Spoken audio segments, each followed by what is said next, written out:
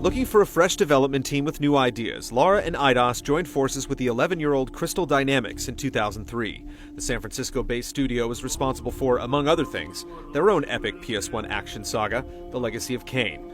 After finally releasing his long-awaited action-adventure Galleon and receiving a timid response, Lara's creator Toby Gard expressed an interest in joining Lara on her next quest. He eventually contributed to her cosmetic redesign, directed the cinematics, and co-wrote the story. Hey!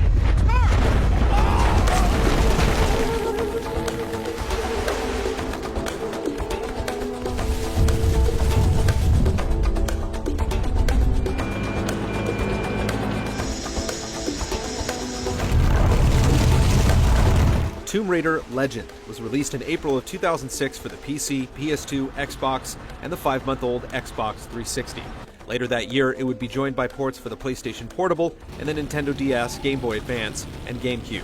The game's revamped leading lady got a new voice from film and television actress Keely Hawes. I'm a terribly lucky girl. And here come the bloody tourists to spoil it. And a new score from composer Troels Folman. Finally, model Karima Edby was officially revealed to be Legend's promotional pinup on February 14th, her birthday, as well as the birthday of Lara Croft herself.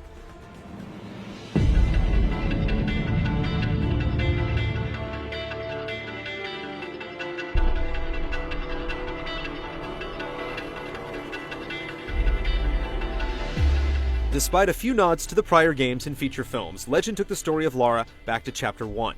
The game's opening revealed Lara's mother, Amelia, had vanished in a temple the two discovered after their plane crashed in the Himalayas. As an adult, Lara discovered the temple housed a fragment of the legendary Excalibur, King Arthur's blade. Retrieving the other pieces put her up against the wealthy adventurer James Rutland and Lara's old friend Amanda Everett, who was presumed dead after being lost in a tomb in Peru.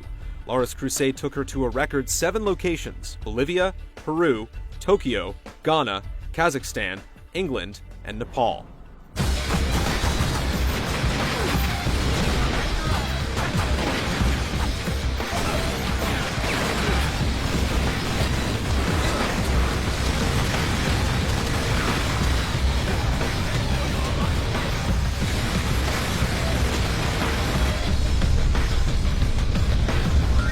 For the first time in 7 years, Croft Manor once again served as an explorable training ground, with its own secrets and hidden items. The grappling hook, briefly featured in Tomb Raider Chronicles, was now utilized in traversal, combat, and puzzle solving.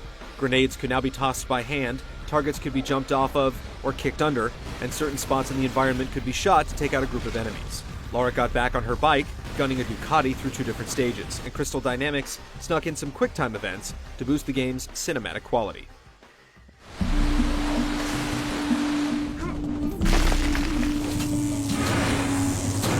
Everything about Legend was quicker than any other Tomb Raider, including the 4 to 7 hour playtime. Turning, jumping, hanging, and swinging with Lara was much more comfortable and intuitive. She could shimmy at double speed and rotate blocks easily instead of having to switch sides. She also blew up her wardrobe budget with a ton of outfits to unlock.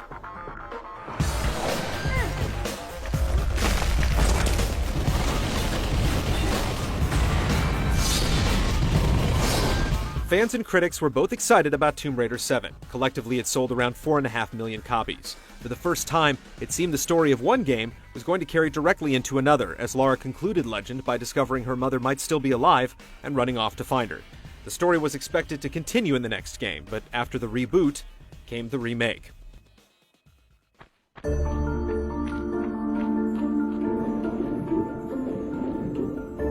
That year, 2006, was the 10th anniversary of the original Tomb Raider, and drawing up this new, third-generation Lara Croft, part of the team at Crystal Dynamics expressed the desire to do an update on the original PS1 classic, and Eidos approved. It would use the Legend engine and keep the same composer and the same Lara, albeit one a few years younger.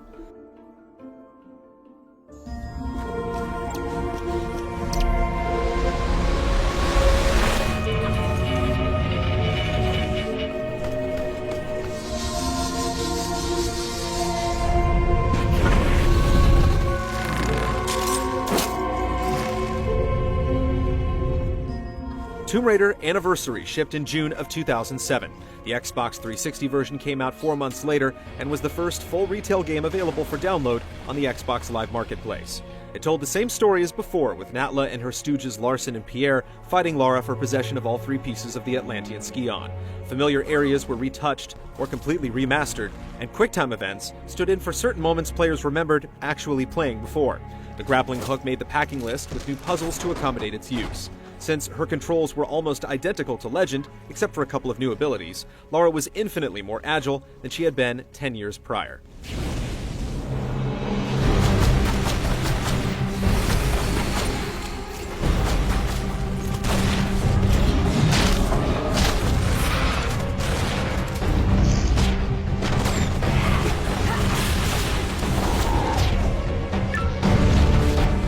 Anniversary reviewed as well as Legend had. Some reviews stated it was one of the rare remakes that surpassed the original.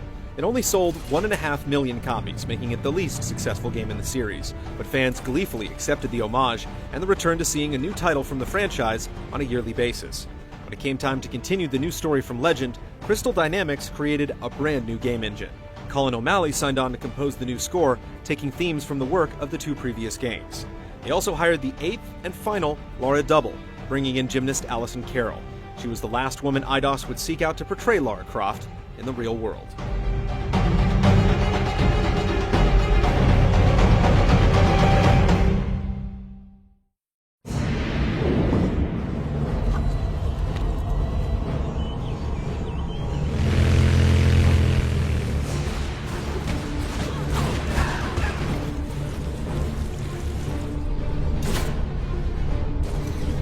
Tomb Raider Underworld surfaced in November of 2008. It documented the search for Mjolnir, the hammer belonging to Thor, the Norse god of thunder.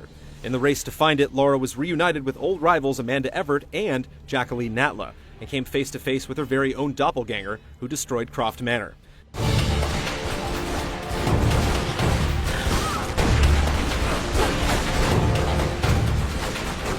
While Legend was designed for the PS2 but brought up to the standards of the next generation, Underworld was designed from the get-go to take advantage of all Crystal Dynamics had learned about the Xbox 360.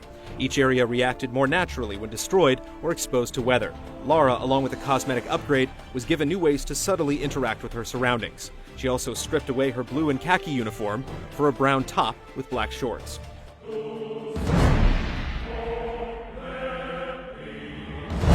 Tomb Raider Underworld has sold more than 2.5 million copies. It arrived on the PlayStation 3 in 2009 and was included in a package that brought Legend and Anniversary to the PS3 in 2011 called the Tomb Raider Trilogy. Underworld also received a port on the N-Gage and Nintendo DS, and the Nintendo Wii version included features specific to the console's Wii Remote tech.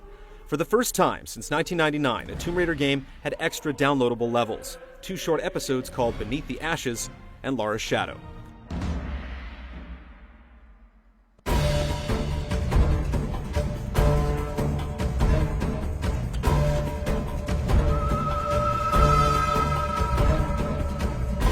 Underworld was the end of a trilogy. It launched with Tomb Raider Legend and began chronologically with Anniversary.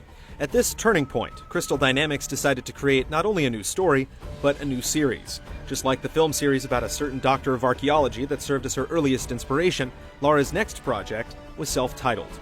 Similar to Curse of the Sword, it was entirely isometric, but unlike any Tomb Raider game ever made, it could be played cooperatively.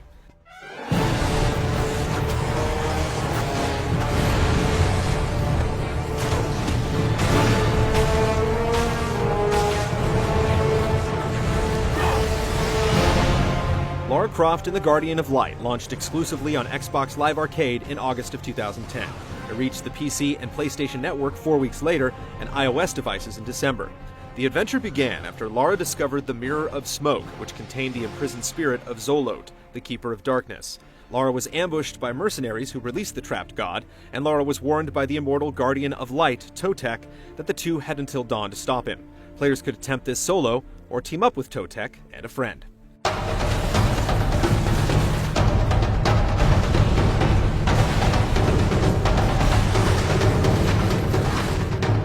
Crystal Dynamics included several elements that fans would find familiar, including Lara's voice by Keeley Hawes, previously composed music from Troels Folman and Colin O'Malley, and environmental elements recycled from their recent games.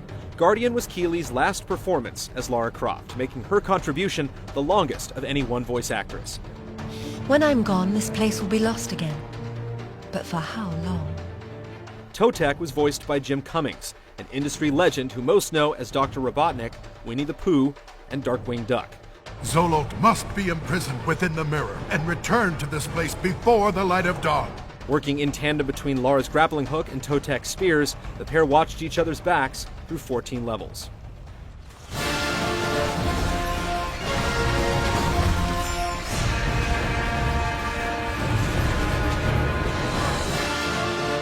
Almost everyone agreed Guardian of Light was a genre gamble that paid off. The twitch combat, open platforming, and co-op puzzle solving was all a perfect fit for Tomb Raider.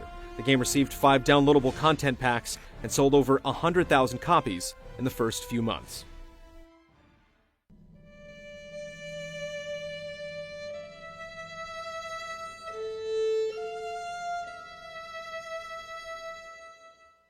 Underworld was 9th in the line of main console-released Tomb Raider games. Guardian of Light was considered in its own series, but the smaller, experimental team at Crystal Dynamics soon switched to the main series after its release.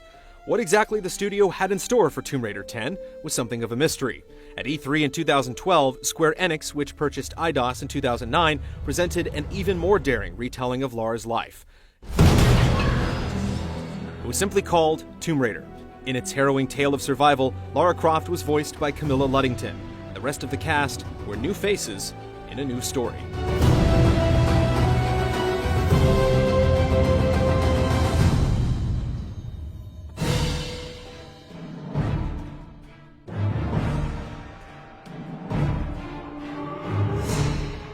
Lara has been known to take a sabbatical or two from the land of console action-adventure, but she's never really left our hearts. In 1999, she joined with Top Cow for a comic book series that ran until 2005. She sauntered into the mobile phone market in 2003, starring in Osiris Codex, Quest for the Cinnabar, Elixir of Life, and Puzzle Paradox. GameTap helped animate Lara for their show Revisioned in 2007 and cast Minnie Driver to give her interpretation of what the dashing Miss Croft should sound like. Thank you, gentlemen. I've long fancied the Scarlet Scarab. Cheers.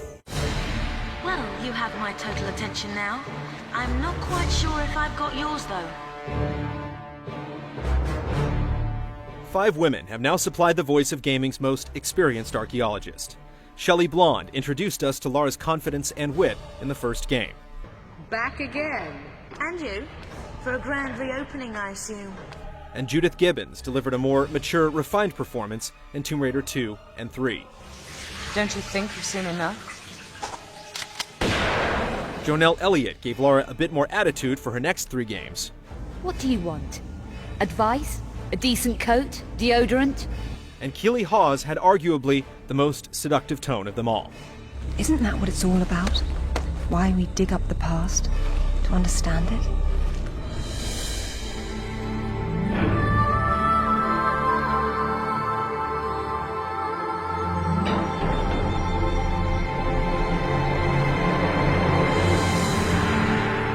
Eidos casting worked twice as hard over the years, picking women to stand in front of a photo lens along with a microphone. Excluding Angelina Jolie's first 2 film portrayals, 8 women brought Toby Gard's originally outlandish concept to life, almost 1 per main game. The lovely ladies include, in chronological order, Natalie Cook, Rona Mitra, Nell McAndrew, Laura Weller, Lucy Clarkson, Jill DeJong, Karima Adbeeb, and Alison Carroll.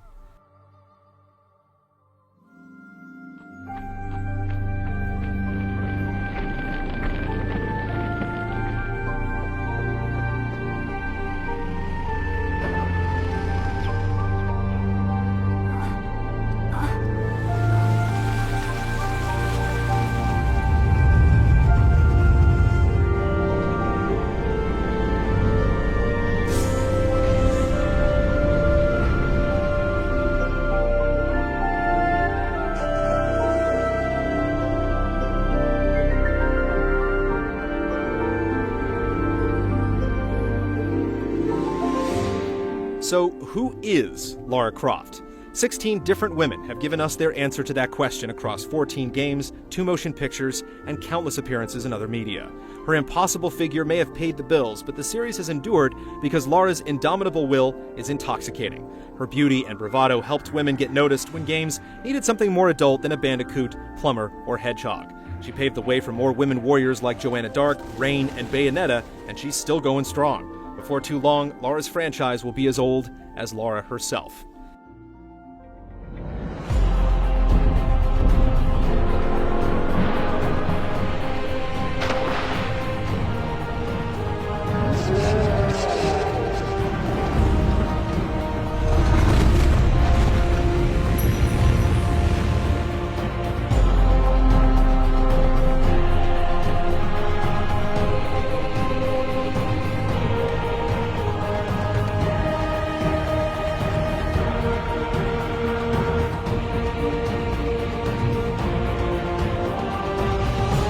future generations look back at early primitive video game technology, Tomb Raider will stand out as a pioneer in bridging the gap between the action-adventure film and the action-adventure game.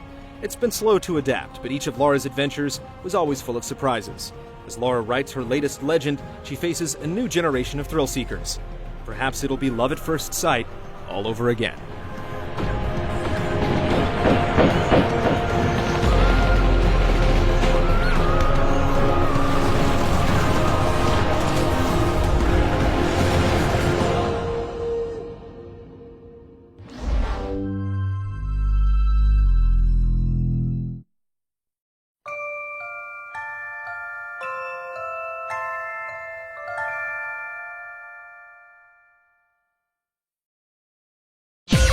See this and other GT shows and game reviews on the GT Originals iOS app, available now on the App Store.